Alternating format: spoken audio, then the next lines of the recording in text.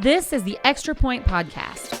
During this podcast, we will dive deeper into our Sunday teaching and share practical next steps for your faith journey. Now, let's kick off the Extra Point.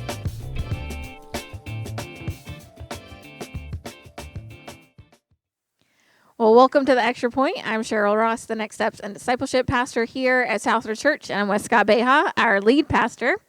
And we are in week 2 of our series for the future, where we're talking about our initiative that is going to help us to be able to be a church that our community can't live without. Last week, we shared about the why behind it all, and this week, we talked about generosity. And Pastor Scott, share with us just a little bit about this idea of us being generous and made in the image of a generous God. Yeah, this is something that kind of occurred to me this past week, is that I think that most everyone, especially in our current culture, is very concerned with living out their truest self, right? I mean, that's just like, that is one of the mantras of our culture, and for better or for worse. I think in some instances it's for better, some instances it's for worse. But if we're going to be serious about being a people that, actually live that out, then we need to realize that our truest self is made in the image of God. And so then all the attributes and characteristics that we say are true about God are true about us. And so if we'll realize that they're already true about us, then we can just begin to go and live them out. They're no longer... I think some people are unloving because they think that they're unloving and that is outside of their capability. And he goes, no, actually, you were already made to do that. Now you just got to go do it. Right? So it's not things that are unaccessible to us. Generosity, people don't feel generous. It's no, actually, you're wired to be generous. You're just not being generous. Oh, well, I just don't know that I can do it. No, you were wired to do it, so just do it. Right? Like, you can do it. So I think, like, we should just live as our truest self, which is made in the image of God. And if God is a generous and giving God, then we should be as well. And I think that for me, I've tried to tackle giving and generosity. I've had to preach on this for almost a decade now in so many different ways that this is the one that makes probably the most sense to me. Yeah. It's just go like, this is what I was made to do. Who doesn't want to do what they were made to do? Everyone wants that in life. No one wants to be a fraud. Yeah. And, it's funny, like, we think that being generous is the weird and odd thing, but it's actually being stingy, holding everything for yourself, only worrying about you and your little circle. That's actually the most disingenuous thing that you can do is to live that way, which is normally everyone's normal mode of operation. So let's just be who God made us to be, and that's generous. You're already generous, so just go and be generous. Yeah, I love that. Now, you shared 5 kind of points along with your teaching from 2 Corinthians chapter 9. And the first was, whatever you sow, you will grow. We talked about the farmers and the sense of planting seeds, and how, like, no farmer ever would say, oh, if I plant all these seeds, I won't have anything left. And that really led into you're talking about how we have to have the long view with things. So let's talk about that a little bit. Yeah, it's going to be kind of what we mentioned, a lot of like practical aspects of it last week. Like, if this church will get out of debt now, what they will be able to do over the next 30 years will be unbelievable compared to what they would do if they just continue to make monthly payments on their debt and carry it for the next, I think we're in year 3 of a 30-year mortgage on it. Yeah. You want to carry it for the next 27 years? That's literally going to be, roughly $75,000 to $100,000 a year. So like $2.7 to $3 million that you're going to pay to service that mortgage over over all that time. Yeah. When if we just go, say for 3 years, let's pay $1 million, get it done with. That frees up, just frees up, based on that simplistic math I just did, almost $2 million to go and bless your community. Yeah. What in the world could you do in your community with $2 million? Right. What community like a small community like what we live in? $2 million in the hands of the right people. Yeah. There's people that can go take $2 million and not get much done with it via the government does that pretty well. $2 million in the hands of the church Right. that has good motives and love for their community could Yeah. I mean, that's some real possibilities of Right. actually solving some problems. Yeah, absolutely. Yeah. Yeah. And I think I loved how you talked about how, we have to remember that that God is the one who gave us our health to be able to work our jobs, that God is the one who gave us our intellect, that gives us the knowledge to be able to do the things. Like it brought me back to that moment when we were in Ecuador, when we went down on that vision trip, and the home that I ate in, when we asked them what we could pray for, the man said, he said, pray for me to continue to have good health, because if I have good health, then God's allowing me to continue to work to provide for my family. Yeah. And I thought, I mean, what? Like, who thinks that way? And it brought me back to that moment, because I was like, as you shared about how a lot of people in Western culture, like in our area, like think very differently from those people who live in third world countries, like Ecuador, like this man who says, like, listen, I know that if God gives me health, I can help go out and work and provide for my family. Like that he's the one who's giving me what I need, not just by, dropping stuff in my lap or whatever. Like some people might think that should happen, but like, because he knew that with what God blesses him with his health, he's able to do then what he needs to do. And he's putting that reliance and that trust on God rather than just himself. Yeah, I think most people just take for granted that they are the thing that makes their life work, and they're not thinking even down to the small, minute details of the fact of most of us are in the positions in life that we are in, whether we want to accept this or not, because of the families that we were born into. Yeah. And you can see that as a negative and try to fight against it and say, no, I made my own way. Or no, you didn't, because you could have easily been born to a family in the slums of Indonesia just as easy as you were born to that even poor American family that you might have been born into. Like we didn't get a say over that. Right. So like to even act as if like where we're at now is all because I'm not saying that you didn't work hard to get where you are. I'm saying you're not the one that even gave yourself the ability to work hard to get where you are.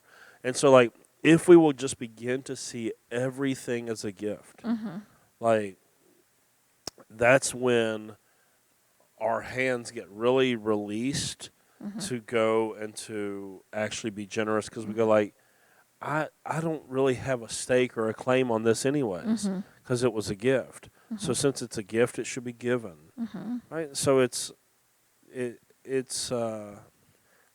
that's where if you go and look at the Old Testament Jewish literature, they understand this. They understand that the seed that they have to plant is a gift, as well as the harvest that will come is a gift. They just understood that both sides of the equation was a gift, and so therefore they didn't have to sow their seed begrudgingly. They didn't have to hoard it all.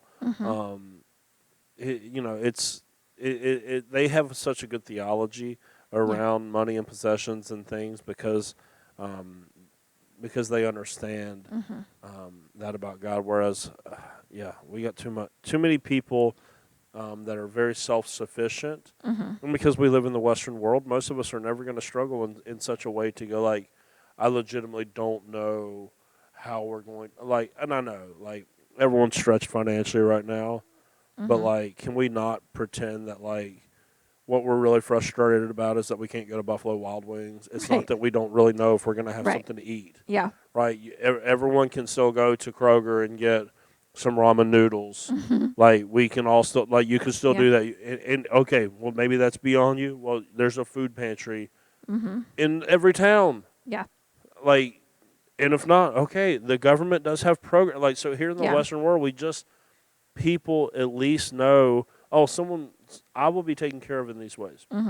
Whereas, and this is why the trust of people in third world countries that don't have those safeguards and those safety nets, sometimes it's so much greater than ours, because we're not put to the test like that, which is why we should try and give in such a way that it puts us in situations to actually grow trust and let God come through for us, because that will develop trust in our lives. Yeah. And ultimately, we end up benefiting.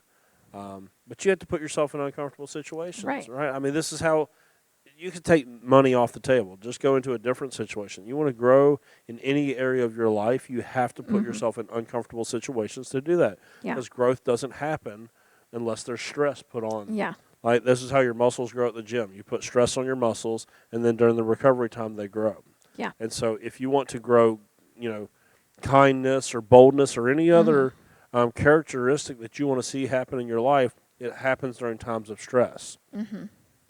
I'm not saying so we're doing a 3-year giving campaign. I'm not asking you for 30 years. I'm Right. asking you for 3 years of stress, and then there will be a time of rest. Yeah. To where what you went through for those 3 years, testing yourself, challenging yourself, then you'll be able to reap the benefit during the rest period Yeah. of that. Absolutely. And so I'm really excited for that. I am too.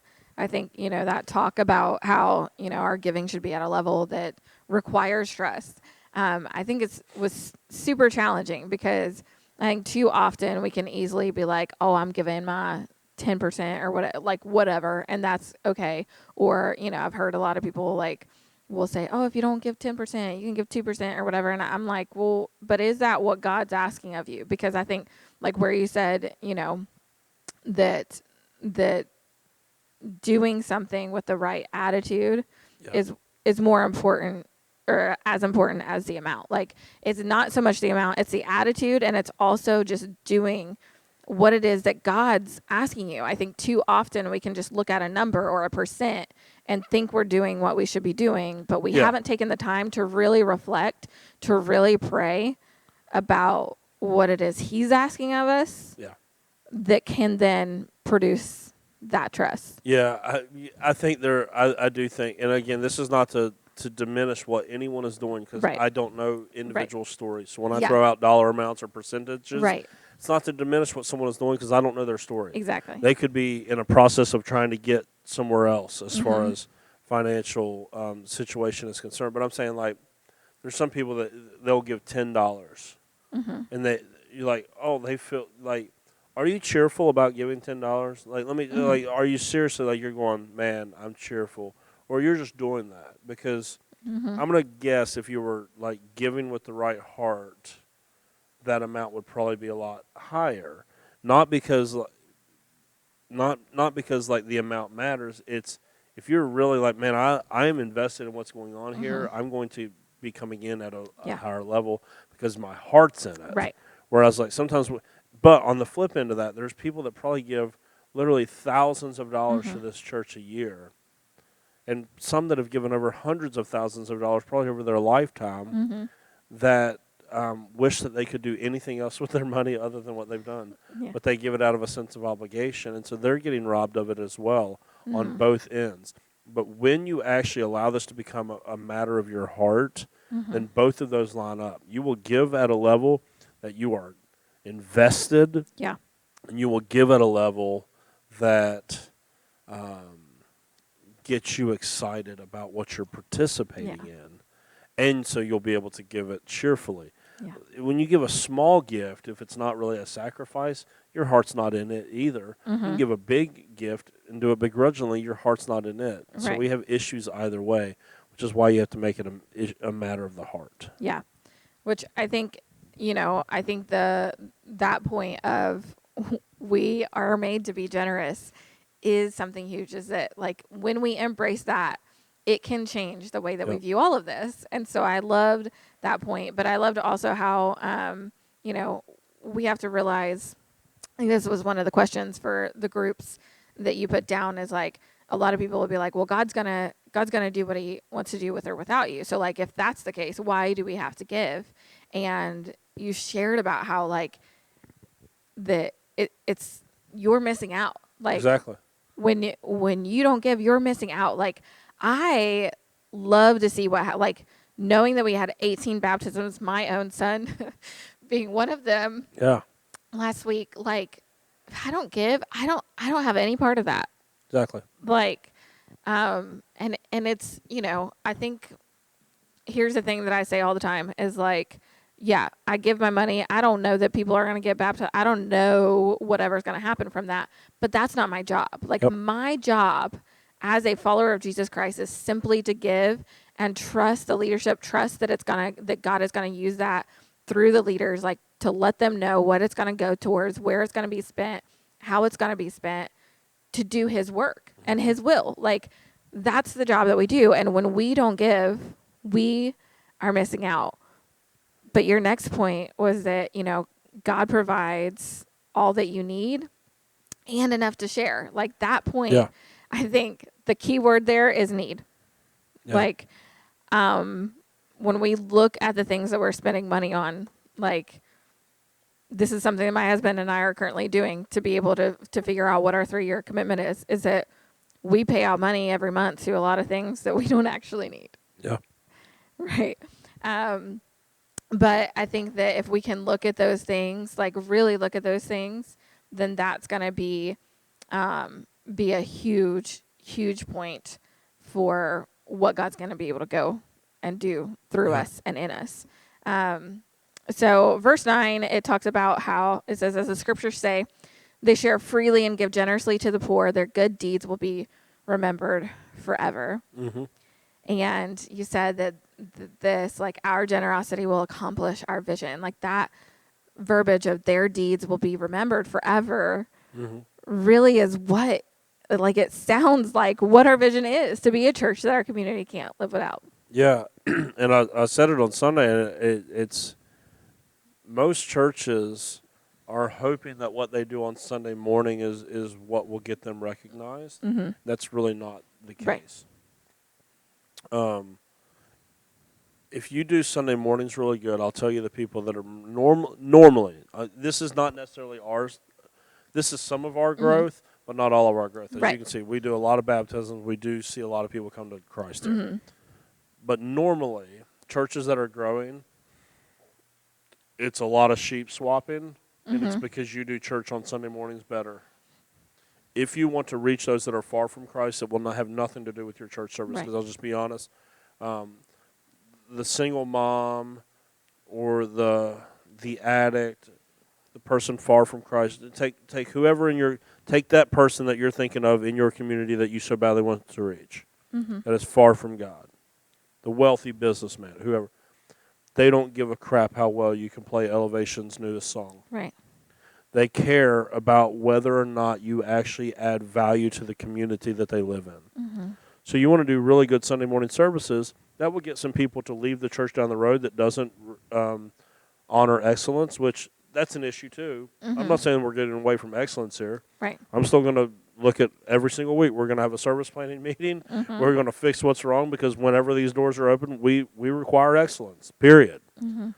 But that is not the whole picture. Whereas for some churches, I think that it is. Yeah. If you want to reach people far from God, it will have nothing to do with your services. They will not be. You'll come in, you'll have a good sermon prepared. They do not care. They don't know what good preaching is anyways. They're not going to be impressed by that. They want to know that you are for their community. Yeah. And that's how you reach people far from God. That's how you get people that go, I think that your all's views on sexual ethics are really antiquated. But you have fed thousands of people in our community, and for that, I see you as a valuable part of our community. Right? Like, these are the things that I'm looking for. Hey, I don't like where you all stand on blank. I don't agree with it, but you all are helping people get jobs in our community. And for that, we get their attention, and then they may come and go, maybe there is more to this. It won't happen just because we have an awesome live stream. Right. It just won't. Yeah. It's going to be about the difference that is made in the community that will get people far from Christ. If all we want to do is reach Christians, then all we got to do is do church better than everybody else around here. I'm not interested in that for the next 30 years. Yeah. I like when people show up here and tell us what a good job we do and all that, and that's good and well. Because I want people, if you're at a church that's not making a difference in your community, I love when those people show up here. Because for me, it's not another butt in a seat, but it's another person that can join arm in arm with us to go make a difference in our community. Yeah, absolutely. I don't, again, I don't care how big this church gets. Yeah. I care about how big the impact in our community is. And if we can do that with 100 people or we can do that with 1,000 people, Right. I'm more worried about the impact than the amount of people that come and Yeah. listen to me talk every Sunday morning. Yeah, absolutely. I think because it goes to that idea of that long-term stuff. Like those are the things that are going to outlast any of us here. Like you've said before, we're in an area that like a lot of people come here and leave here. Like Yep. in our area, they leave for better jobs, better pay, better whatever. And so there's a lot of people who have come and gone and more that will come and go. Yep. But the things that we establish to help our community are the things that are going to have a bigger impact and more lasting impact. Yeah. And that's that long-term view that like really, really matters with this is Yeah, bringing we can that value. instill.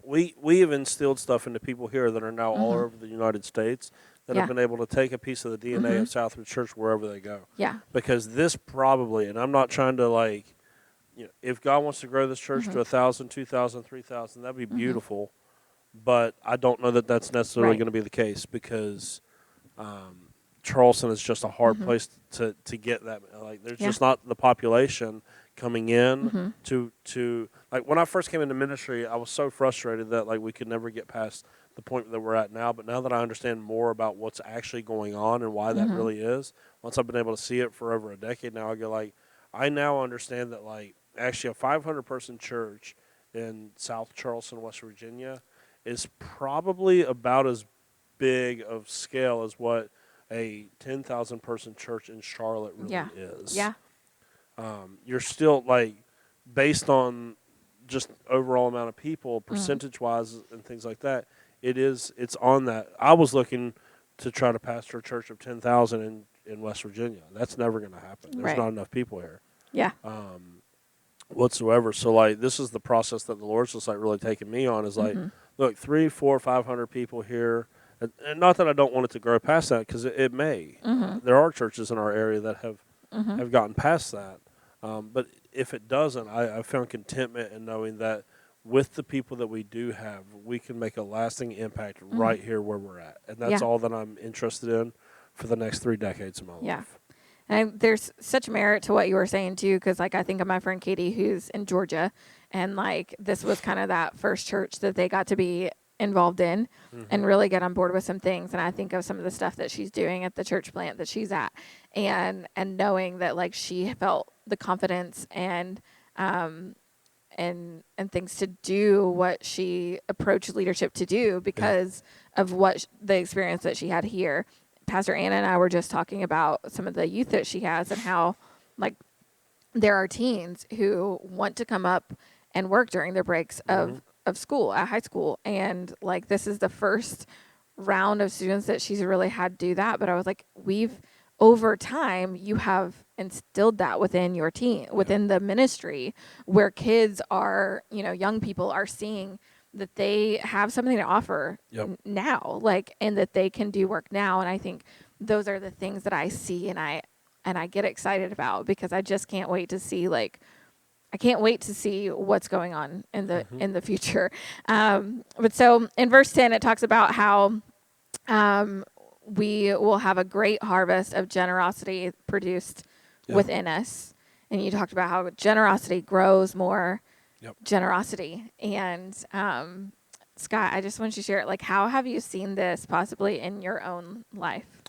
Yeah, well, when I first got saved, I was single, and I made like $300 a week. And so at that time, my understanding of giving, which I'm going to get into this weekend, because I think it's a tough thing for a lot of people. My understanding of giving at that time was that I should give 10% of my income.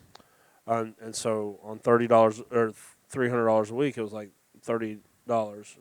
But I couldn't, I literally didn't know how I was going to afford that.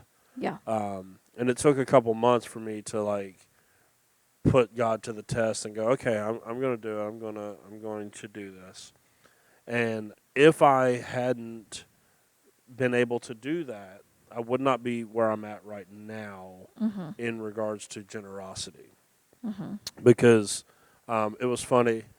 no, actually, it's not funny. It's kind of sad, but I don't mean for it to sound degrading to the people of our church. But at one point, when I was the associate pastor here, I mean, we did not make very much money at Right. all. Like, And you are in the top givers. yeah, and my wife didn't work. It was Yeah. just my salary Mm-hmm. from the church, which was not very much at Yeah. all. And our lead pastor called me in one day at this point. This was when I was an associate, and he sat me down and he goes, "Hey, I just want to thank you for being in the top 25 giving units in our church." And I go, ugh. Like, Yeah. that's not good. Yeah. Like, if what I make here and what I give, it puts us in it. It's like we're headed for a disaster. But if I hadn't been faithful when I needed to give $30, I wouldn't have been able to give what I was able to give then. And what Megan and I are going to do over the next 3 years, I don't think that I would have ever thought would be possible in my whole life.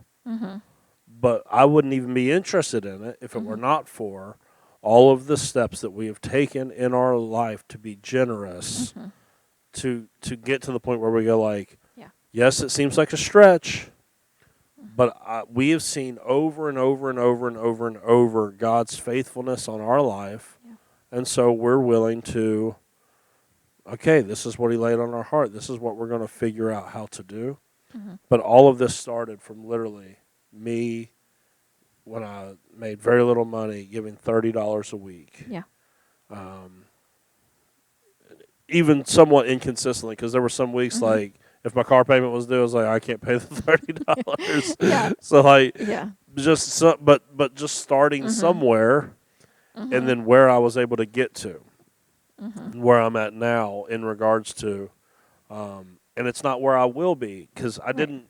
I had all of this. I think had I preached my actual notes Sunday, I would have preached for an hour and a half. I don't know what I Probably. was thinking. Yeah. I cut out like half of it because I'm going to use that half this week. But like one of the points I'm going to draw out this week that I had for the last week is like my issue with percentage giving is that it sounds like there's an arrival point at which you can just kick your feet up and you go, oh, I'm good now. I got to 10%. And you go, well, no, that's actually not the goal. That's everything in regards to the Jewish law what ended up being the problem of Israel. That they got there and they go like, oh, we've arrived. We've checked the box. And God's going, you don't understand that all of this was for me to try to capture the affections of your heart. It's not an arrival point whatsoever. It's not a box to be checked. Yeah. And that's my issue with percentage giving is people will either they'll get to where they have been told they need to get and they kick their feet up and they stop stretching themselves, or then some people want to sit here and argue about whether tithing is an Old Testament principle or not. Like who the heck cares? That's a secondary principle. Right. That's a secondary issue if you think tithing is an Old Testament principle or not.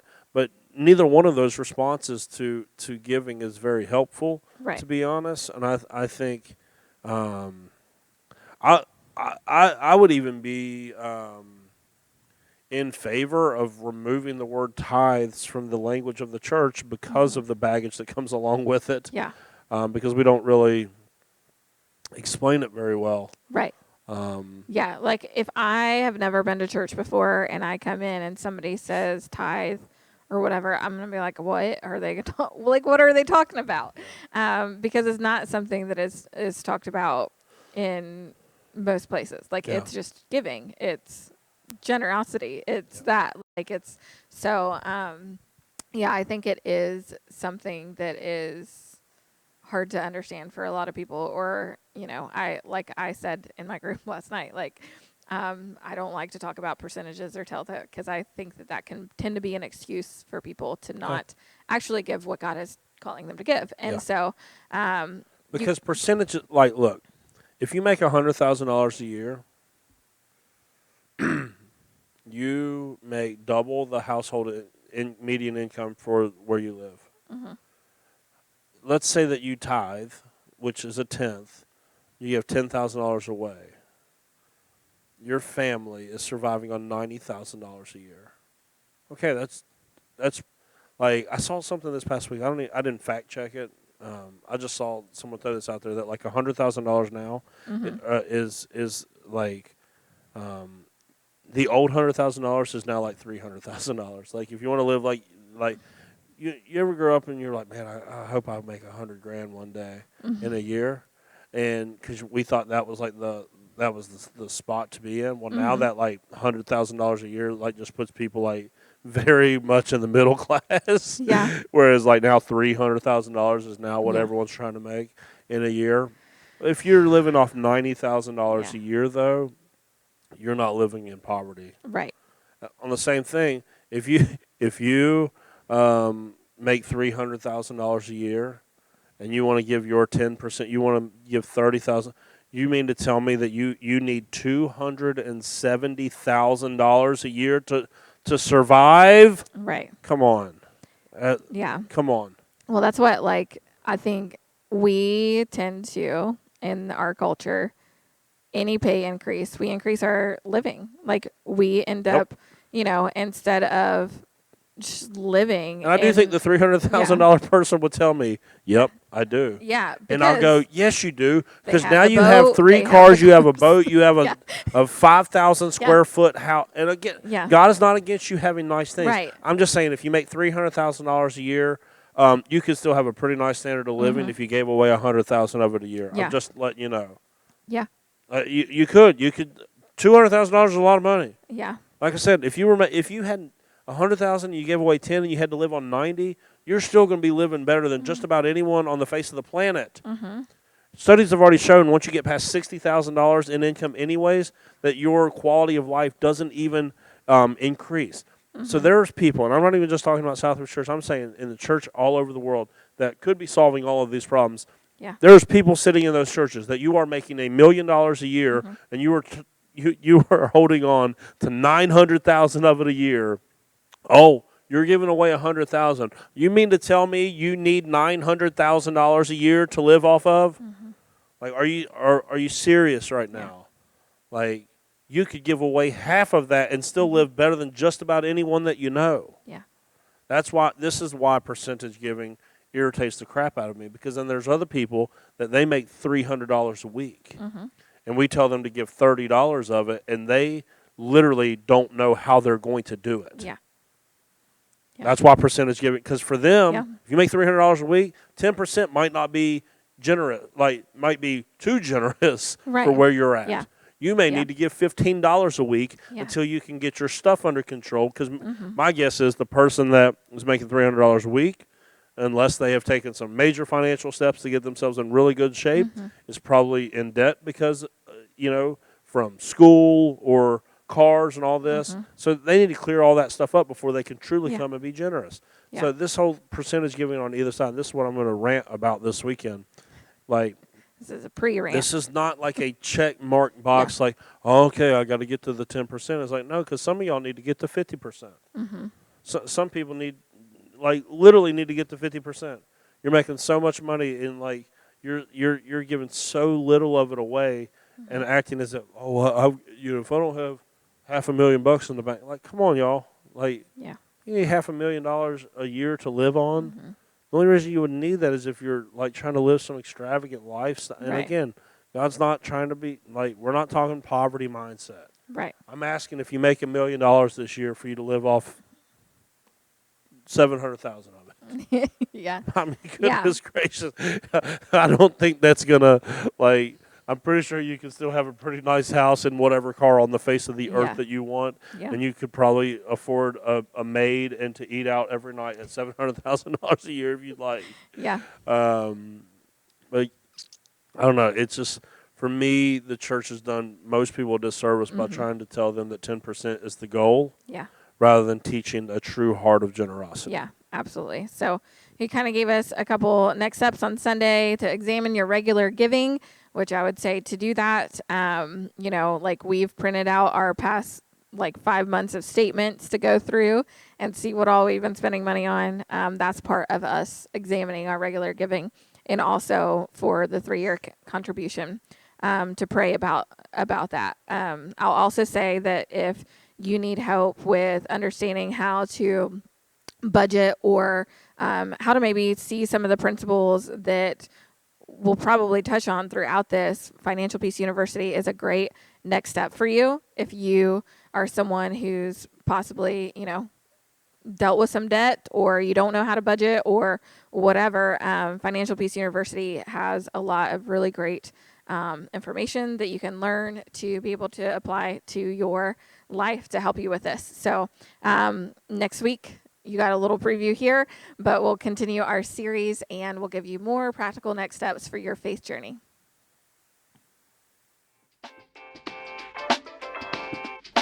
Thanks for tuning in to The Extra Point.